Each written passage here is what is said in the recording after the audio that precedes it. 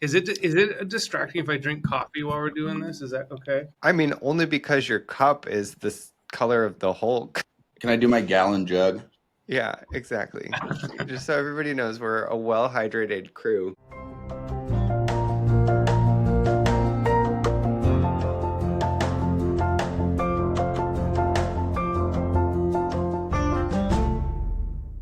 I can't do all the coffee anymore. It's really a bummer. You can't do coffee anymore? It just has to be decaf Like, or half calf. does it just mess with you? Yeah, it like a bunch of medical stuff, so it's really fun. It's a great No. time. How does decaf taste? Is it like whatever? Oh, it's fine. I get good stuff. I get that Joshua Tree, the Joshua Tree decaf. It's a good name. Primo. It's really delicious. I am a big fan. Can you tell a difference in the flavor, or is it just like, man, I just wish I had caffeine still? It's definitely that I wish I had a little bit more of a pick-me-up in the morning. Yeah. That's the part that really hits me. My wife asked me, like, would you rather give up alcohol or coffee? And I was like, alcohol. I wouldn't even want to wake up in the morning. I hate mornings. If I get rid of coffee, I'd probably just drink alcohol in the morning. I feel like alcohol is like a nice luxury, whereas coffee is like a medicine, essentially. It's a must-have. It's a tool. Yeah. Okay, I'm pulling up important documents. Good call. Full disclosure, I got horrible sleep last night, so if I'm off and you have to edit me completely out or something, it's fine. Hey, I we went too hard at board games. No, it was I had a nightmare, which like never happens to me. I woke up at 2 a.m, just like panicked. I can't even really remember why, and then couldn't go back to sleep for like an hour and a half or something. It just completely threw me off. Joel, I have had nightmares for the past 2 weeks. Really? So I feel you. I don't know what is going on. It has been very horrible. I literally woke up screaming this week. Oh, God. So yeah, there's something in the air. Weird. Speaking of nightmares, welcome to the Stratus Sphere podcast. My name is Owen. I'm the marketing director for Stratus Services. With me, I have Joel and Joshua. Because we're on the nightmare theme, we're going to be talking today about CMMC assessments and mistakes and pitfalls that you can undergo during that process. Full disclosure, I have not done one of these, but these two gentlemen have done one. Just before we get into the whatnots, did you have an moment? Did you have your jaw dropped a little bit, your heart dropped and everything, the room stood still? Oof. I think the whole process is that because you're just like, it's like you show up in the morning and you're like, man, today's going to suck. You're just going to sit down and someone's going to judge everything you've done for the last however long. Yeah, so it's the high school pop quiz moment, except you're kind of prepared for it, but it's like, damn. So you know that like I'm going to spend the next 4 to 5 days just in this tiny room, just reading and going over stuff over and over again. So I think that's it. I think like we felt pretty confident going into it. So I don't think that was a thing.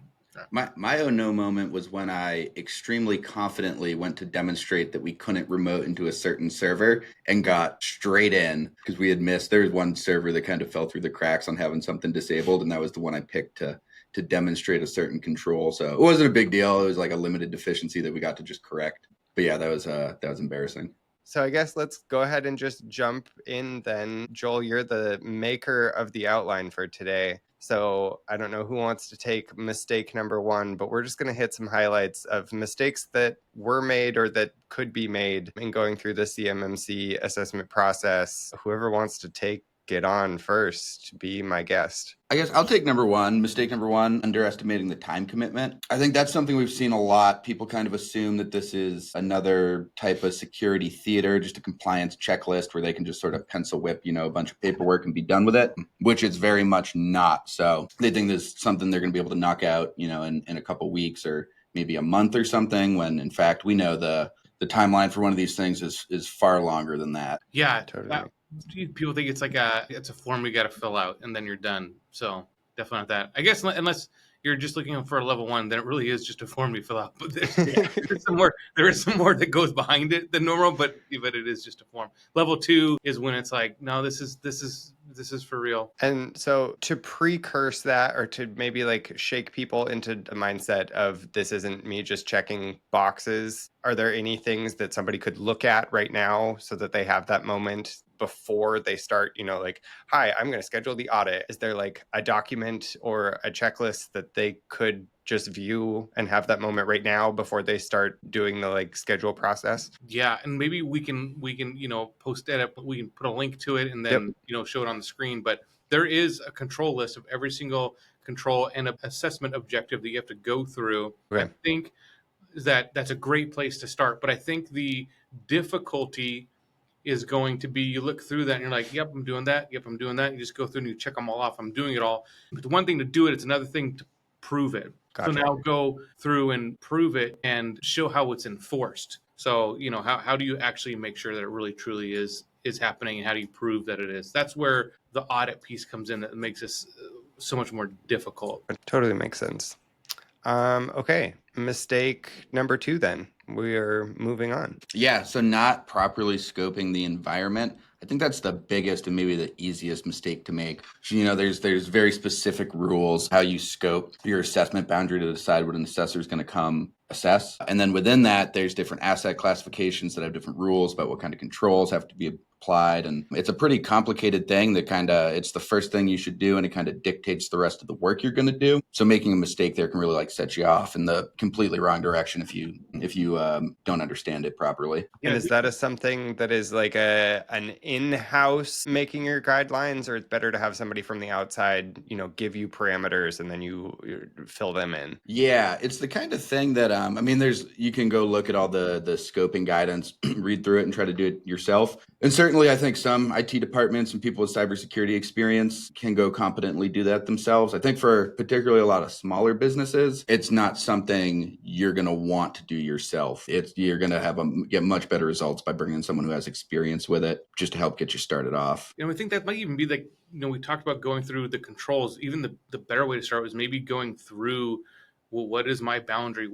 And then labeling all your different asset types. What are COI assets? What are security protection assets? What are CRMA assets? And be able to go through that, and then being able to confidently look at the definition and know what goes where. If you can go through that and feel like, yep, I know that this is this and this is this other kind, and then understand the implications of putting them in different asset categories. If you feel confident in that, that's a great place to start. If you don't, then that's a time where it's like, man, maybe I should reach out to someone to help me do this piece of it. And then I think with that, also understanding your external service providers, people who are providing services, security services to your company, which can be, I guess, surprisingly tricky for companies. We just did a gap analysis, or in the process of doing one for a client who said partway through, it turns out that the landlord for the building is doing all of their physical security and badging, essentially, which they hadn't really flagged as like a potential issue. But if that landlord is meeting some of your security controls, all of a sudden now we're like, is your landlord going to come sit in on your assessment to talk about physical security? And it's something that they just weren't even tracking on the fact that could be an issue. And that's a bummer if they said no, right? Yeah. Well, then you're putting a lot of trust in this third party to meet your assessment objectives. If they're managing it and controlling it, you send them a list and like, all right, cool, I'm doing it all. And then they come in and sit through an audit, and the auditor, all right, show me, how do you prove it? And then, you fail because of something you didn't really have control over. So, yeah. So in that type of situation, though, are you then recommending to someone that they take over the physical security of what is going on, or that they would need to tap the building owner and say like, hi, you need to either be a part of this or I have to take it over? Yeah, in this case, this one's still kind of live, so we haven't done like the final outbrief with them yet with our recommendations. Yeah. So we're probably going to have to talk about that one a bit. I don't really see a different way to do it unless, there's issuing the badges themselves, but there's other physical security requirements around like having access logs and reviewing them and stuff. And it's like, there's just, your landlord realistically isn't going to do all this stuff for you. You kind of have to take it in-house and manage it yourself. There's some like depending on how big the organization is and how it's being used, there are like some creative ways to come up with solutions. Like if you're, let's say it's a big organization and they have like 100 people, but they don't need all 100 to work on CMMC work, and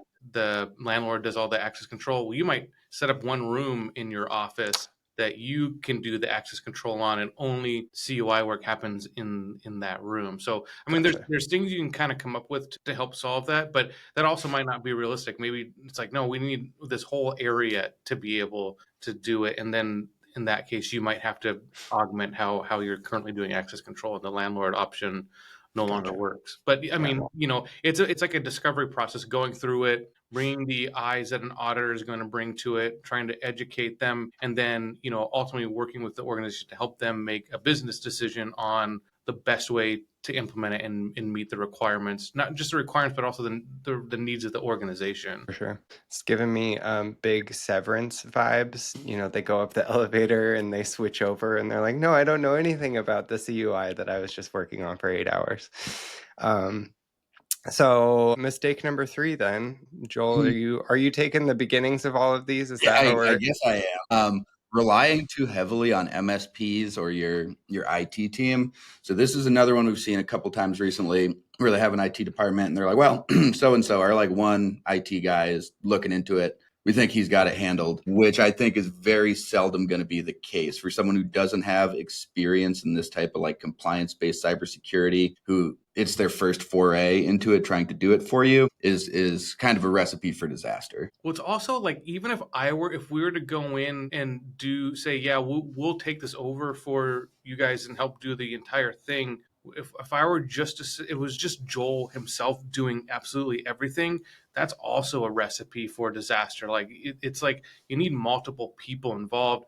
And also, like, it can't just be IT people. So that's why it's a red flag to me when they say, oh, my IT guy has it handled. Because, well, the IT, does he do your HR hiring? Does he do your background checks? Does he sign the contracts that have these COI clauses in it? If he does, then maybe he does have it all handled. But it's highly unrealistic to say that the IT has it all handled. It's like a collaborative effort that involves more than just IT. Sorry, I hijacked that one, but yeah, it needs multiple people, and Joel's even like, hey, Joshua, can you get this piece? I'll get that one. Let's go together on it. Then we talk it through with the client and figure out, oh, this piece works, but this piece doesn't, and how do we make everything work for the client and for the audit?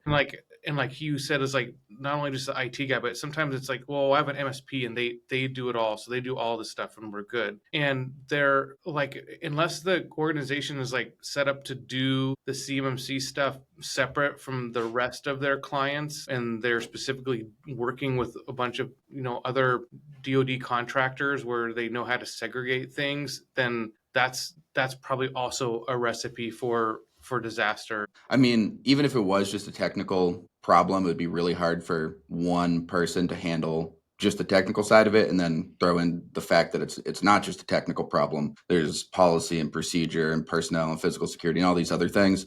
Right. It really makes it impossible for just one person to handle. Yeah. Cool. Awesome.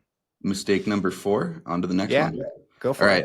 All right. Failing to document practices and policies. So I don't think we've worked with a single client who, coming in, they had a single written policy about anything outside of like some kind of attempt at an SSP. Very few people who actually have like a written access control policy or vulnerability policy, anything like that, which as we know is a really kind of critical part of all this. So it's tricky because, if someone starts out with their CMMC journey and they go look at 800-171, they're not going to see anything that tells them to write a policy outside of this SSP, out of the system security plan. So it's a really easy trap to fall into, that you think, well, I'll just go through this SSP, write up a little blurb, tick all these boxes, and we'll be good. But come assessment time, I think you're going to find yourself pretty lacking if that's all you've done. I have like a fun anecdote. Like before I ruptured my Achilles, I did a lot of biking, and you would always start it on Strava and then go finish it and then post it. And sometimes you forget to start your Strava. And there's like a joke between everybody. If it's not on Strava, you didn't do it. So if I went and biked 5 days a week, but I didn't record a single one, then none of those happened, and I can't talk about it. So it's the same thing. If you have all these security measures in place, but you don't document how and why, and then have proof of it, then nothing you did matters. Nothing you did it counts.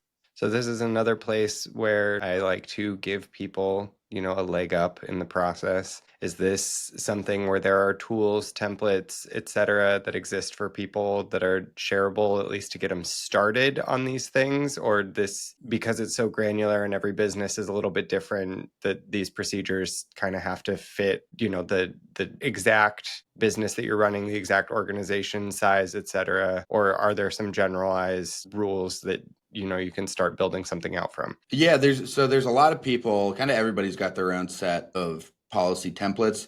I don't know of any like fully generalized one. I'm sure there's some community out there where you can find some free open source version of it. But like we have our own that we'll use with people, and it has to be tailored to that organization. But some just give you a good starting point so that you're not writing all of it completely from scratch. And is this something you could even just like ChatGPT, like write me the outline of it? No. Don't do that. No, just a little practice tip here. ChatGPT is horrible at CMMC stuff. Maybe one day it'll get to that point, but right now it's still running off, like 2-year-old info about CMMC 1.0. And I've tried. It doesn't work. I wish it did. Stratus Services does not use ChatGPT for CMMC. There you go. That's our marketing line. We just throw out some general ones, like you need, an acceptable use agreement that your end users sign. You need to have, like, if they're using their mobile devices, a mobile device agreement that they've signed, and you show that they've signed before sign up their mobile phone. If you are working on CUI, there's a DoD training you have to have taken and have to show that everyone has taken, and have to show the process for how you show that they've taken it before you give them access, those types of things. So there's some like standard ones, but like if you don't use mobile phones at all, you wouldn't have that policy per se. There's privileged user agreement. So if you have an account that has privileged access on a system, then you sign an agreement saying, I know how to use these accounts, and I've read our policies, and your policies are tailored to your organization and the CMMC, and you understand the implications of them. So you sign that, and then you're good. So those are, I guess, some examples of some that are in there. It's really easy to sign when you don't have any written policies. Yes, I've read them. Yeah, exactly. Okay, I think we're on our last one, mistake number 5. Delaying until the RFP requires it. This is kind of the classic CMMC mistake, which is, well, no one's forcing me to do this yet, so I'm not going to do anything. It's been talked about a lot, but there's a really long lead time on getting certified in something like this. And if you wait until you see it in a contract, it's extremely unlikely that you'll be able to get it done. Basically impossible to get certified in the timeline it takes for a contract to actually be awarded. I mean, even if you were to say, hey, let's get everything ready to go, and let's hire a company to help us do it, but let's not go get this through the certification process until we actually see it in there. Even then, you're probably not going to get it done. Like, you need to have everything in place and have the audit happen before you're good to go. Because the audit's going to be a couple months out at best case scenario, and then they're here for a week, and then there's 10 days for you to make changes in the environment that are allowed to be made. And I guess that's kind of covered in some of our other podcasts, but like it just, your timeline is pretty far out, even if you are ready. So yeah, get it done. You guys have definitely hit that as a basic refrain in all of the conversations we've had. Start now, because the timelines are ridiculous, and you're looking at like 6 months ish plus just to get your basic stuff done or things scheduled. Well, we've even gone in and said, listen, if you want this done as fast as possible, then you can do this. And we list A, B, C, X, Y, Z. And your limitations in that are all of these limitations. But if you start adding those limitations and making them acceptable use, then now you're adding, hey, now you're going to need another month to get this done. And it's going to make your audit process take that much longer. And then it's like, well, I have to have those things. Well, then you can't get it done in that really tight timeline. So even if you're to say, give me the most streamlined approach, just, you have to know that there's going to be limitations that may be breaking the way your company does work that aren't acceptable.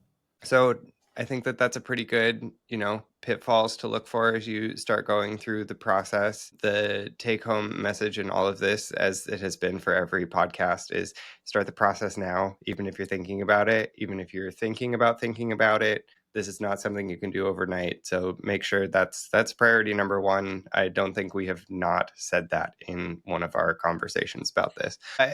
Before we close out today, I just wanted to give an opportunity. The news has been buzzy on all fronts. If you guys have like a win and a fail for cybersecurity news in the last, 2 weeks or so, like something that was like, whoa, that was really cool. And then something that was like, oh, shit, this is happening. Do you have any thoughts that are worth sharing? Ooh, there was MITRE in the CVE program almost getting defunded a few weeks ago. There was kind of a win and a lose. It was a lose that it almost happened, but a win that in the end they were not defunded. So we still have the CVE, which is a vulnerability like research and publication program, is still around. I think like another cool one, and we should like add a link to this, is there was that interview I think that you shared, Joel, with the FedRAMP guy. Was that Owen? Oh yeah, such good style. Oh, the guy with the great glasses? Yeah. Oh, yes. We can definitely share a link to that. He was great. Yeah, I thought you were mocking him because I was looking at my phone and I thought he was wearing shorts and a t-shirt, and I was like, that's what I would wear every day if I could. But I didn't notice the rose-colored glasses, probably because I wasn't wearing my glasses at the time. But anyway, no, it was interesting because his perspective on it was like, hey, if we keep making things so complicated, people are just going to end up finding workarounds that make things less secure. So can we let's actually be smart about where we're enforcing FedRAMP? And it was kind of like a refreshing take on it because if people don't have an easy way to do things, and they're going to go out there and I don't know, use something like Signal to communicate something that shouldn't be on there. Just a random example. Just a random example that has no bearing on anything. Yeah. Anyway, that one was a really cool interview that would be really worth listening to. Yeah, that one it was really kind of heartening to see someone who was so kind of forward thinking about things in a high up government role without not just some bean counting bureaucrat, someone who was had a kind of fresh take on things. Yeah.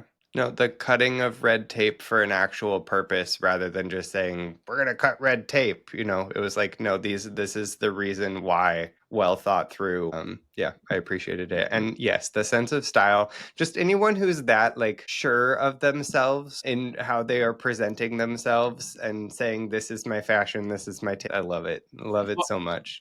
Well, this has been Josh, Joel, and I for the Stratus Sphere podcast on CMMC Pitfalls. And until next time, have a great weekend. Bye. Bye.